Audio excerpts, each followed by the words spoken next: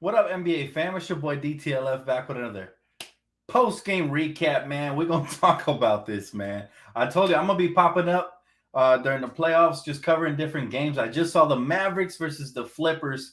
And shout out to Luka, baby. Let's go. Today was a good day, baby.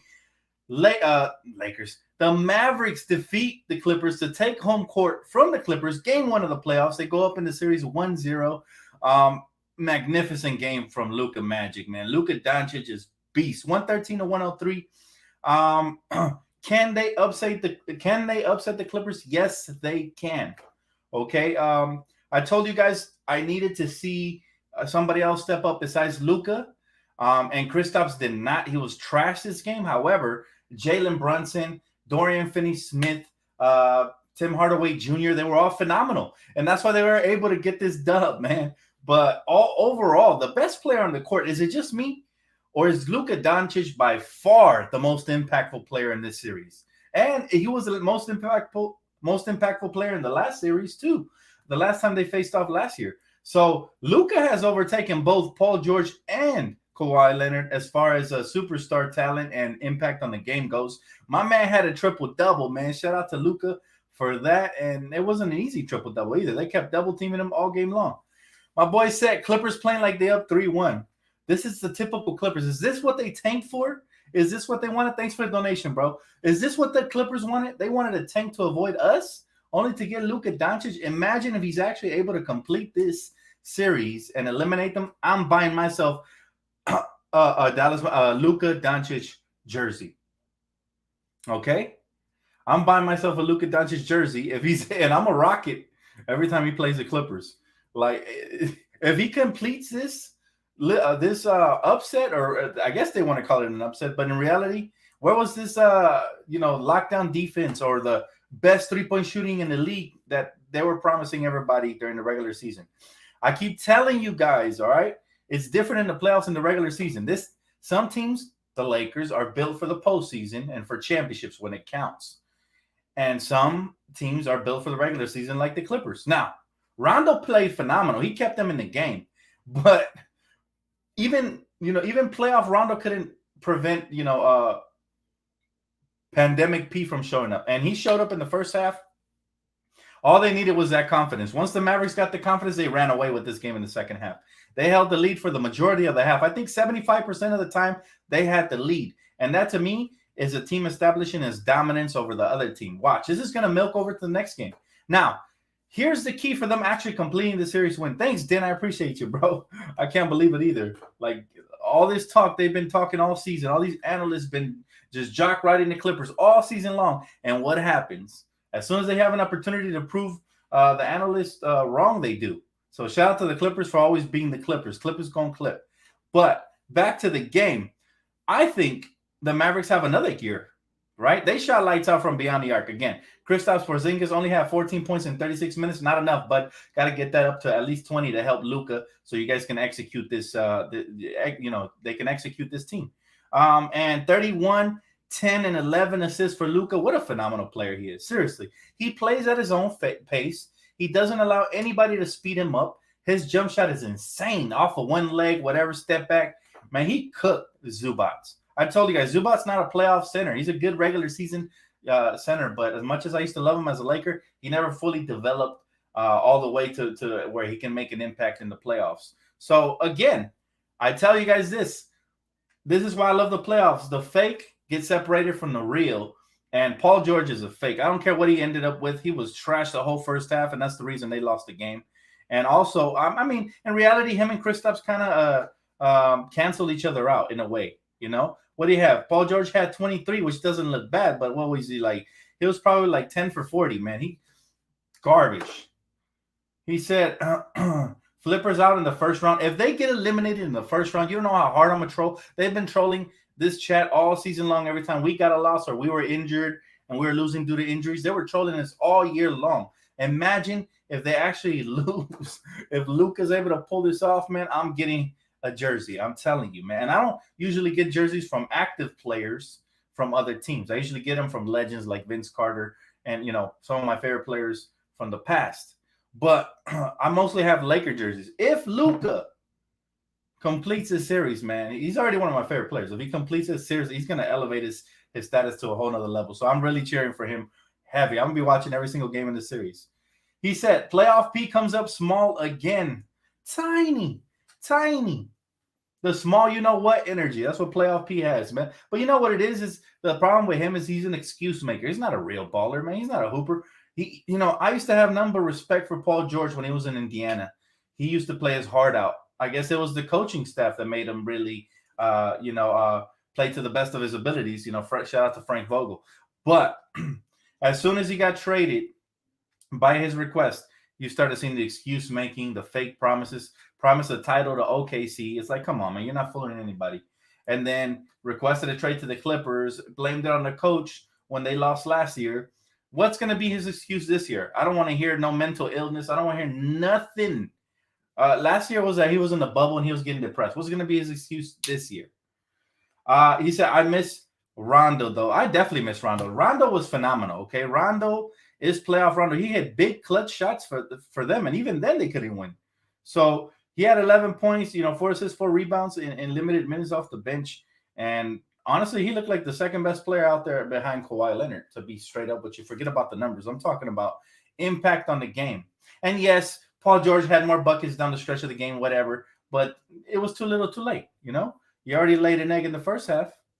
He said, Dan, the Flippers doing Flipper things not happen to a better team than welcome to them. He said, today I love it. Today was a great day, brother. And yesterday was great too. Did you guys see the Warriors get eliminated by the Grizzlies, a hungrier team that actually doesn't play dirty, unlike Draymond Green's. Draymond Green is dirty, man. I'm not a fan of the Warriors at all. And Curry played phenomenal. I'll give him props. But, their fans don't deserve to be in the playoffs. So I'm very excited that the Warriors were eliminated before making it to the playoffs. Yeah, and people saying that the ratings are going to tank, whatever. Yeah, Curry wasn't going to make a big splash in the playoffs anyways.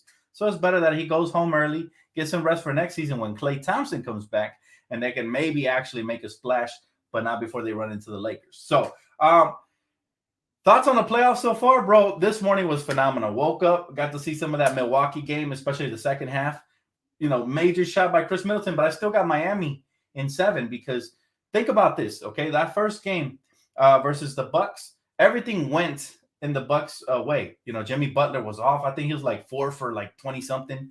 Bam Adebayo really didn't make an impact either, and they barely won by a bucket in overtime. So this tells me that at home they won by a bucket in overtime. This tells me that Miami actually has a mental edge, and once Jimmy Buckets gets it going, it's going to be really hard for Milwaukee to stop the Heat, in my opinion. But we'll see. If I'm wrong, I'm wrong. I don't care who wins from that series. I mean, I did predict Miami would come out the East based on the brackets, but it doesn't matter. That's hearsay. I don't care what happens over there. All I care about is what happens with my Lakers. That's it. But it is going to a lot of fun playoff matchups, man. And the playoffs already started phenomenally. He said, Dan, if the Clippers didn't have Rondo, it wouldn't have been close. And I told you guys, watch out for Dallas, because Dallas, if Kristaps shows up in the series, they will win the series. Again, Luka has taken his game to another level. He got a 30-point triple-double. He did it easily, too. He didn't look tired at all. He did it like he could have probably played a second game of back-to-back tonight. That's how good he looked. Played at his own pace. Phenomenal shooting. Looked like the best player on the court. Hands down. Anybody that disagrees with me can argue a wall, because Kawhi Leonard, as good as he is, he just doesn't have enough help with the Clippers. That's why I never take them serious. Paul George ain't the real one, So just like Luka doesn't, Kristaps is not doing nothing for Luka. But luckily, Jalen Brunson was huge for the Dallas Mavericks tonight, and so was Dorian Finney-Smith. Shout out to the role players for stepping up and making LA happy today. Because LA, don't get it twisted. Everybody watching from different states, LA is a Laker town.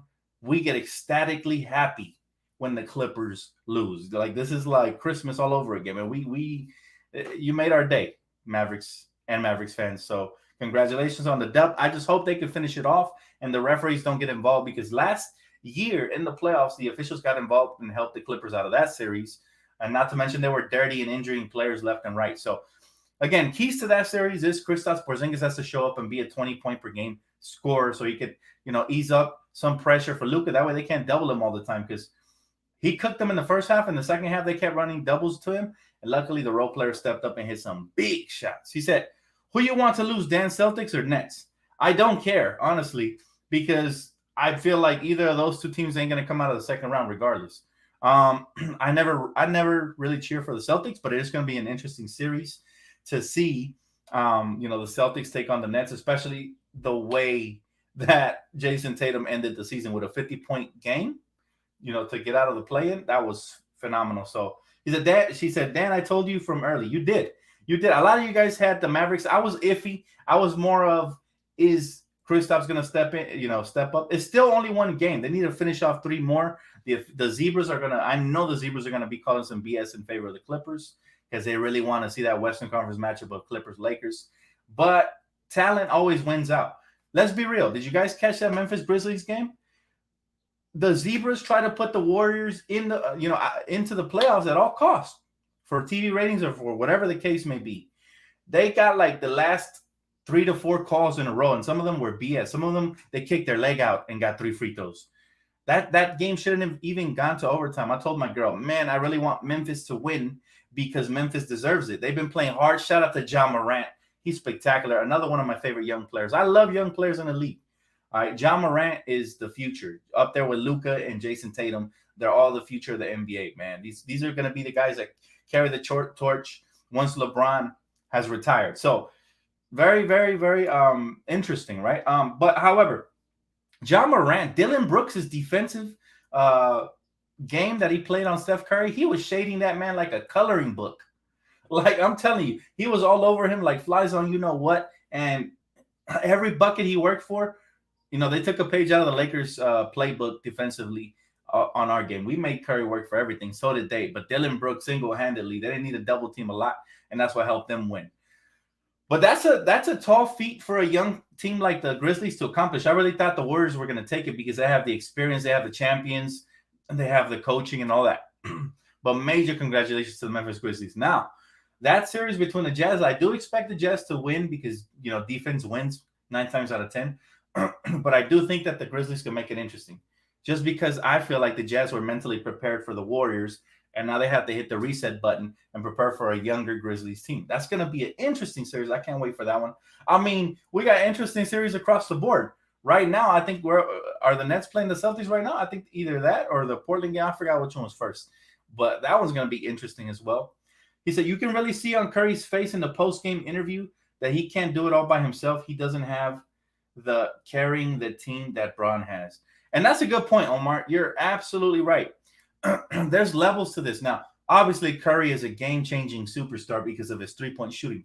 But if you take that away from him, he almost goes ghost. Like, he does have a nice little layup package, and he can pass and all that. But Steph Curry is the type of player that if you get physical with him, you get up in his grill, you make it hard for him, then he will struggle at times. Even though he still makes some phenomenal shots, and he's one of the best he is the best three-point shooter we've ever seen, period. If he's open, he's almost, automatic. But the difference between a superstar like him and a superstar like LeBron is that you can't take away everything from LeBron. You can take away everything from Curry, and now he has to rely on teammates. But with LeBron James, he's just so big, so strong, so clutch. He has the right, the left hand, so athletic. And he has the playmaking and defensive ability that Curry does not have. Curry does not have defensive abilities. If you notice, another great thing Memphis did last night, for those of you with high basketball IQ, is that every time Dylan Brooks got switched out to Curry, or vice versa, whether it was Ja Morant or whoever, whenever they did the pick and roll and they switched and Curry was on him, they cooked Curry. They took him straight to the basket, got him tired. That way he doesn't have his legs on the offensive end every single possession. That's huge. So, again, the game plan from Memphis, a shout out to Coach. They got everything right. The players showed heart. Ja Morant showing that he is the next Derrick Rose in this league. And that's high praise. But that's how highly I think of the young buck. Hopefully he stays healthy. It reminds me so much of Derrick Rose. His craftiness, his ability to hang in the air, even his teardrops are spectacular, man. And I think that they have a bright, bright future. Now, moving on, though, back to this series. Now, whatever series you guys want to talk about, leave it in the comment section because I'd love to break it down. I got the whole bracket right here, man. We got some very interesting, very, very interesting playoff series going on this year. I mean, You name it, we got it. Look, Denver versus Portland should be interesting because I feel like Denver gave up the mental edge by tanking, and as a result, I feel like Portland kind of feels like they can beat them. But it's gonna a lot is gonna depend on Jokic and how much carrying he does because that is where they have the advantage in the paint. So if Jokic goes off in the paint, then that series will be over in 6 or 7. But Portland does have the better guard play, and they do. I feel like Portland is a little bit better coached, although it's debatable because Denver has good coaching as well. Now, next series I want to talk about is the Philadelphia 76ers versus the Washington Wizards. Now, why is that series so interesting to me? I had it pegged in differently. If you guys go back to watch my predictions, I thought Westbrook would fight hard to try to face his former teammate and Kevin Durant in the first series, but he didn't show up that game. So they ended up advancing to play Philly instead. But all my predictions were correct except for the Memphis one. I thought the Warriors would get in. I did have Washington and Boston both making it in from the play-in, and I had Washington putting up a fight versus Brooklyn. However, it's going to be a completely different ballgame versus Philadelphia. Now, those of you guys that don't know, I know most of you diehards know this, but there's a big-time rivalry between, or a beef, as you would call it, between Joel Embiid and Russell Westbrook. And that's going to be so fun to watch, man. I love old school 90s style basketball, in your face, pushing, shoving, hard knock style basketball, man. Prison yard ball. That's what I want to see in a 7-game series. All right, maybe not that far, but I do want to see it, some hard knocks basketball. And Russell Westbrook is that guy. So can the Wizards upset the 76ers? I doubt it. Joel Embiid, at the end of the day, remember, I always talk about defense. Joel Embiid's defense and the defense that the Sixers play is just too good. I think Bradley Beal would have to ball out. Same thing with Russell Westbrook, and they'd have to have a third person there like Bertans or somebody having a career playoff series in order to have a chance in that series. Because we know Joel Embiid, if healthy, he's going to step up. We know they got shooters like Seth. Danny Green's still a veteran, even though he's very streaky. And they have, obviously, Ben Simmons attacking, driving, doing his little thing here and there, triple-double threat every night. They have the role players to advance in this series. Now, if Russell Westbrook gets under Joel's skin or vice versa, then you never know. The series could shift, but they're still going to need the offensive production from the superstars. So I'm very excited about that series as well, just like I am with the Mavericks Clipper series. You just never know. It's one of those coin flips that, depending on how game one goes to set the tone, that'll determine the rest. The next series that I think is going to be really, really fun, and probably my favorite series in the East, is going to be the New York Knicks versus the Hawks.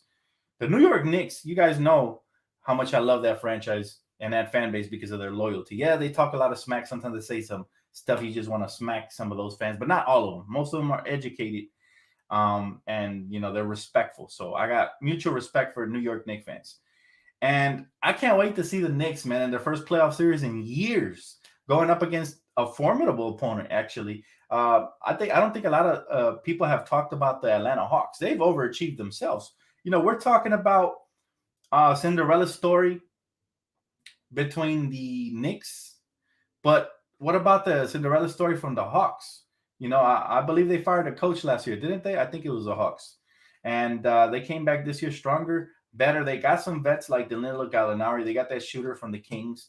And they got a little bit better. And they made the 5th seed, which a lot of people didn't have them there. Shout out to Trae Young, one of my favorite players as well. That's going to be a very fun series. I can't wait to see. Obviously, I got the Knicks coming out of that just because, again, defense. I always favor defense in any playoff series because one thing is guaranteed, okay? Offense is cute and all that during the regular season.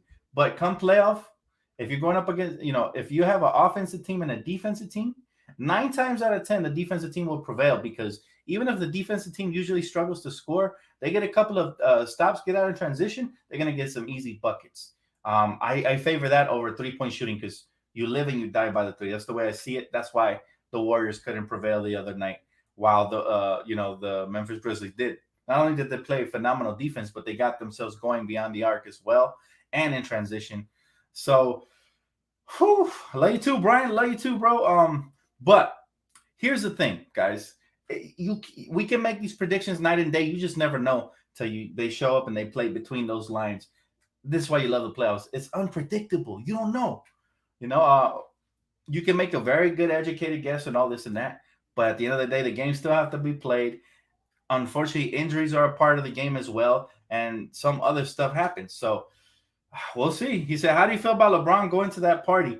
Well, I think it was blown out of proportion. They try to compare it to the Lou Williams. I heard it was just like a little thing after the game. I did, if you read the article, it didn't sound like a big deal. Everybody was vaccinated and all that stuff. So it's not like Lou Williams when we didn't even have the vaccines yet, and he went out to the strip club and all of that, right? So very, very different, man. He said, "Hi, Dan. Which playing tournament do you like the best, last year or this year's playing tournament? Also, following Game 1 win against Dallas, did it increase your confidence in Dallas can win the series?"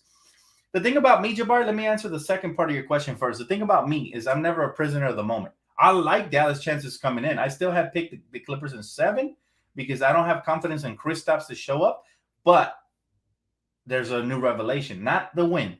Jalen Brunson is better than expected. Now, I knew he was good all season long and all that, but I didn't know if he would show up in the playoffs. Jalen Brunson, I had him in an old draft video of mine. Go up and search it up. I knew he was going to be a hooper since he was with Villanova. All right, this guy can make a difference. He can be the one that negates Rondo's production. He can negate Rondo's production offensively and defensively. So I think Dallas has a shot, but I need to see a lot better from Kristaps. And I want Dallas to mentally prepare themselves because the Zebras are coming. Trust me. All right. The NBA does not want Dallas in the second round. I don't know why, but I just feel like the NBA is always, I don't know if it's because the analysts are always jock riding the Clippers or what, but they're always trying to advance them. It's just their own skill set and their choke factor can't get them past the second round. But I have a feeling that this is what I love about basketball. No matter how much they cheat, talent always wins out. Well, at least 9 times out of 10. Most of the time, talent wins out. Right? So I think if the Mavericks can play the way they did today, but better, because if Kristaps can, like I said, pitch in on both ends of the floor, he was getting cooked defensively as well. But if he can pitch in on both ends of the floor a little bit better, I think they have a really good shot and they can win in 7. Because I do expect the Zebras to show up at some point. Trust me. LA Moments, he said, "I haven't been on this channel since the Lakers won the championship, but we back at it again." Thank you so much for the donation, bro, and welcome back, man. Where you been at, bro? We missed you. He said, "I pray that in my lifetime I will see the Clippers-Lakers matchup." I don't really care about them. They're irrelevant. They're not even a rival. This is the misconception, and this is why a lot of people buy the hype, the media hype that they put on the Clippers. One team has 17, one has 0. I don't want to hear about the Clippers. I don't care if we face them or not. That's not our fault if they're not good enough, in my opinion. I just feel like I'm never rooting for them to advance because they got such cocky, pompous, arrogant fans that the quicker, the NBA disposes of them, the better for, the other 29 fan bases because they're really annoying. They're like mosquitoes. You just want to swat them away. Just always in your ears, like, bro. Like, you guys are irrelevant, We at the cookout over here having a good time, and here come these mosquitoes, get out of here. That's Clipper fans for you. So the quicker that you can dispose of that garbage, the better it is for everybody involved. And, that's the way I feel about them, at least. Maybe I'm in the minority here thinking that. I know a lot of people actually want to see Clippers-Lakers, but they're just not good enough. What product they don't want to see us. They avoided us. They tanked the last 2 games. And here's your prize. I told you the basketball gods frown upon that type of activity. And that's why I feel like they're probably going to lose first or second round because the basketball guys don't like what they did, man. They avoided us. If you think you're good enough, then why not try to get through us early on in the season, in the postseason? That way you can actually compete for the title, right? You can't be the best till you knock off the best anyway. So that to me, just spells mental weakness. When you tanking and stuff to avoid teams, that's whack. That's whack. 3 of them, the God says Clippers only get up for the Lakers. They are bad, and even then, I don't think they will get up for us in the playoffs. It's a different beast. A lot of people don't understand this, but I feel like we read too much into the regular season. The playoffs, the game changes. It's a lot more defensive. If you notice, most of these games haven't gotten into the hundreds. This one did. This one got into the 113 to 103. Why? Because the Dallas Mavericks, that defense, that Clipper elite defense is overrated. And Luka exposed that, He said, "You're not alone, Dan. I hate the Flippers." We all do, brother. We all do. But I'm just saying, I'm talking about as far as wanting them to be in the Western Conference Finals to face off. I don't think they deserve that. They don't have the talent. They don't have the mindset. They don't have the coaching. They don't have the history. They don't deserve to go that far, you know? So, especially, come on, no team that strategizes and tanks deserves to advance further in the playoffs. There's other teams that actually have been working hard all year that I prefer to see there, like the Utah Jazz or somebody else, you know, anybody. He said, LA is our city. Flippers should move back to San Diego or something. We know that, Omar. I said, we beating a dead horse with that one, you know? I wish there was like an expansion, and instead of having the Clippers, you disintegrated the Clippers, turned them into the volleyball team that they are, you know, with the whole logo and everything, and split the roster up and make 2 teams out of that one, or make 3 teams out of that, you know, split it up. Go do an expansion, get an extra 2 teams in the league, and split up that or an extra 3 teams, whatever. He said, it's only one, Dan. We've lost versus Portland game 1. Luka is crazy. I'm saying, yeah, I never overreact over one win. Trust me. If my energy would be a lot more hyped had the Mavericks officially eliminated the Clippers, I'd be out here flaunting, talking smack to the Clipper fans because that's what they deserve. But I'm pretty grounded and level-headed when it comes to these things. I see the bigger picture. Still a long series ahead. Luka gotta have to continue to be this spectacular, and he will. Kristaps gonna have to show up. They're gonna need the role players like Dorian Finney, Maxi Kleber. All these guys are gonna continue to have to shoot well because, like I said, I expect the Zebra Storm to come in and be the 6th man for the Clippers. You know, and also they did get better with Rondo, as you can see. Rondo kept them in the game. He said Reggie Jackson is a liability for them on defense. He sucks. I think they're all really overrated defensively. I really do. All of them. Kawhi Leonard's the only one I respect defensively. Paul George is all talk. A lot of Paul George's defensive schemes come with cheating and accidentally bumping into the opposition and getting away with it. Patrick Beverly's a dirty defender as well. You know, they really don't use their mobility and their length and their hands to play defense. They use bumping into you accidentally and getting away with it. That's what they use. I saw Paul George accidentally try to bump into Jalen Brunson and then pretend like he didn't touch him. Luckily, they called the foul tonight. But we'll see if that continues. We will see. Clement said, low-key, THJ is the Mavericks' second best player. He's been going crazy the final few games, 42, 36, 32, 27, 25 points. Second leading scorer tonight, too. Yeah, Jay, I don't know what you mean by THJ, but I think you mean who is that, bro? Spell it out for me because I'm not very good with the Mavericks abbreviations. I have no idea who that is. I think do you mean Jalen Brunson? He's been killing off the bench, but I'm not sure if he's the one you're talking about. But thanks for the donation, bro. I appreciate that. He said Pandemic P makes a grand appearance. He always does, doesn't he? Doesn't he always save the best for last? Like, that's what I'm saying. People were talking. Oh, Tim Hardaway Jr. Okay, my bad. I forgot about him. You're right. Tim Hardaway Jr. Wow, I didn't know he was going off like that. I wasn't paying attention to Dallas Maverick games at the end of the season. But, hey, if he can show up, he hit some very clutch shots tonight. What do you have tonight? Let's go look at his stats. Hardaway Jr. had 21. So, yeah, he did definitely step up. And I realized he's the type of player that he makes his impact quietly throughout the course of a game. He also plays excellent defense. So, I do like the talent there. And I do feel like they got better this offseason. Like I said, they got better with shooting.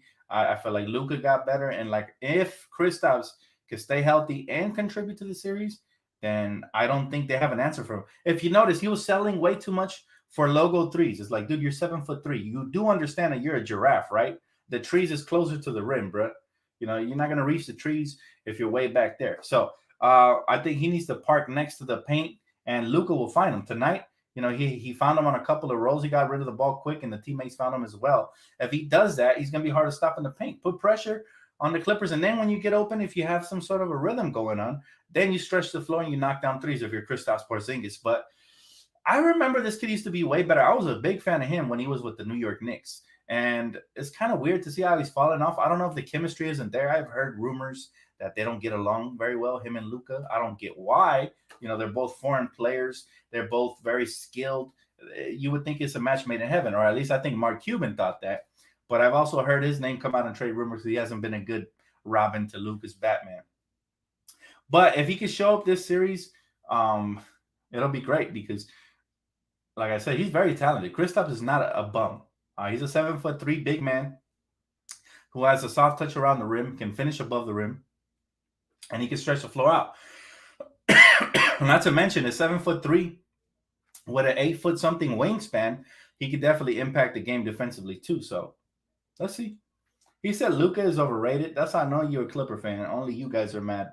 Luka is underrated, if anything, man. I don't get what the Luka hate comes from. I don't get it. I do understand this. He is very annoying when he cries a lot and he flops. But that's all. You almost have to accept that now as a part of the game. I mean, there's worse players than that. I mean, Trae Young, James Harden. James Harden is the worst by far. I cannot stand him. But everybody else kind of does it too. So, I mean, Paul George was flopping all over the place tonight. I don't know about this overrated talk. That sounds like hate to me. He said, we got lucky LeBron didn't get suspended. No, Antonio, it wasn't that big of a deal. It was a clickbait article, and nothing really happened. It was just like a little gathering after the game. It's just the NBA being petty. That's all it is, man. He said, Luka's crazy good for his age. Yeah, I don't get this overrated stuff. You either hate the NBA or you're a Clipper fan if you're saying stuff like that. One or the other. You can't lie to yourself. I mean, you can't lie to me. You can lie to yourself. You can't lie to me. I know the game when I see a hooper. I know a hooper when I see one. And that's why I said it the other night in my playoff prediction video. Be careful what you wish for. Teams like Denver and the Clippers who are tanking, because you might end up falling in the laps of the biggest predator out there, man. That's about to put you out of the playoffs. So let's see what happens. He said George Paul is starting to be a pandemic P. It was trending today. Pandemic P was trending, guys. So I thought that was interesting. It's going to get in his head. If he goes online, hopefully he stays offline for his own sake. I don't really care how bad he sucks. He's on the most despised team in history, in my opinion. But, we'll see. We'll see what happens moving forward. If the Mavs can win another game in the Clippers' home and then go home and at least win one of the two, the series will be over. There's no way the Clippers are coming back down for 3-1. They're good at giving up 3-1 leads, but they ain't good at getting back from them. So I think the very next game is very crucial for the Mavericks. If they could steal that one out at Staples Center too, then they go back home to play 2 games in front of your home court. I think Luka's going to be even better. More than he might drop a 50-point game over there. So Paulo said, Dan, what do you think of Kwame versus Becky with the good hair, Charlamagne, Stephen A. Smith? I love it, man. For years, look, I'll be honest with you, and I already apologized to Kwame, all right, because I didn't think it hurt his feelings talking about the Kwame small hands. I've said it on this channel. I can't sit here and be fake to y'all and act like I haven't made jokes about it. I think the world has, because let's be real. When he was with the Lakers, he was not good for us. He really wasn't that good. He might have had a handful of good games, but his biggest contribution to us was when he got traded for Powell. So I always love him for having that contract and being traded. So I really had no beef with Kwame. But what I gotta say is he's really exposing media members. Okay, media members have been not just making jokes on this guy, but actually hating on him, labeling him a bust. You guys know how I feel about that label, especially with young players. I think it's unfair because there's some late bloomers out there. And it's one of the main reasons I really don't watch ESPN or Fox like that. I watch clips here and there that people send me because they want me to react to it. Or my brother will send me a message and then I'll go look at it. But they say a lot of flippy-floppy stuff and they can never stick by what they say. It's almost like they're more addicted to trying to be right than to admitting when they're wrong. And it's nothing wrong with being wrong. Sports is sports. We can all make predictions and act like we know it all. But at the end of the day, the games have to be played. The credit has to go to the athletes. The athletes are the one that make the outcomes what they are. So the fact that analysts rather have this inflated ego and say they were wrong and not apologize, it's really disappointing. And it's the reason Kwame's going at their neck, because he's in his right. Like, it's not fair that they get to have a platform with all these followers and they get to make up narratives and he doesn't, right? Now he has his own platform. He has, I think, over 100,000 subs now. And, now he's over here flipping, turning the table. So major props to him. And I always like it when the underdog wins. It's fun. He said, Dan, did you hear Mark J. Spears from ESPN and the Jump spreading fake news about LeBron right ankle and saying the Lakers should rest him? Your thoughts? You basically covered it, Shaban. You're absolutely right. It's fake news. That's why I don't watch that stuff. I wait for the reports from the guys like Woj and Shams and Mike Trudell and guys that are connected to the Lakers as well. So that's where I get my reports, and that's why I come to you guys. Now, we did get a report that Ben McLemore was in a car accident and he got semi injured, but hopefully he'll be okay. Forget about the playoffs at this point. I just want him to be okay. His health is more important. So if he's able to go, good. If he's not, I wish him the best. Prayers up. That would be a kind of a big blow for us because he's probably the best knockdown 3-point shooter we have. But what's most important here is his health. That's the priority. So hopefully he's okay and everything turns out good. We'll see what happens. James said he hates the Mavs. You must be a Clipper fan, man, because everybody here is loving the Mavs right now.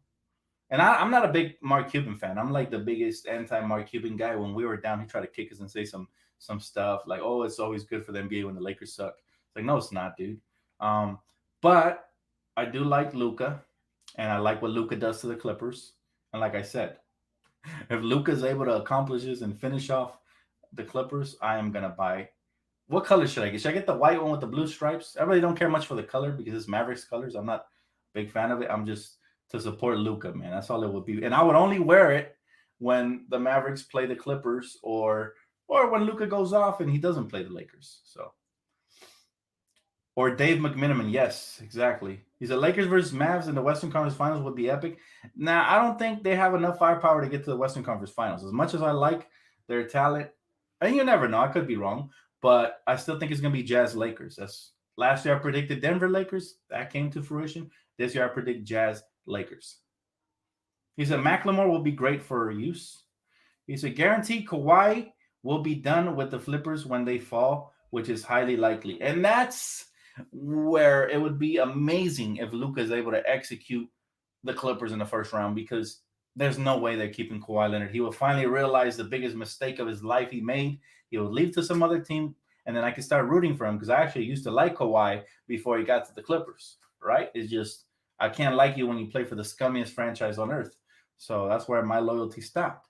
But bottom line is I feel like we'll see what happens. It's still a long series. A lot of people getting happy already. I do think they have a shot, all right? I'd say it's about 40-60, okay? Even though they won game one, I feel like it's still a 40% chance because I did not like what I saw from Kristaps. But if he shows up next game and they win, that percentage will go up to like 75%. But like I said, I feel like the next game is the Clippers game 7. They have to win it. So shout out to the Mavs if they can win the next game versus the Clippers. And I will definitely pop right back up here to cover that if that happens. He said, I'm a Mavs fan. And you hate who? Who do you hate? You're a Mavs fan and you hate somebody? He said, there's like so many Flipper fans on the media. Flipper's so overrated, and RJ pisses me off on ESPN. Yeah, RJ just loves his Clippers, man. I don't know how much they slide under the table for him to talk good about them. Well, by the way, they run LA, but they needed all these cardboard cutouts to go to the game. Did you guys see that? When Kawhi Leonard dunked, and then the crowd noise was loud, it sounded so generic. And then you look over at the crowd and there's none but cardboard cutouts. What an embarrassment of a franchise. You couldn't even fill up your arena in the playoffs. Even the Lakers have way more fans in the playoffs and the play-in tournament than even in the playoffs. So it's very interesting, man. It's hilarious, man. These, like I said, multiple things. They claim they run LA, but multiple things say otherwise. First and foremost, 17-0. That's where the conversation ends. But then if you want to add the cherries on top, I did find Paul George's jersey on the clearance rack where it should be, and then now the cardboard cutouts is like written all on the wall. They should run from LA. That should be their new theme.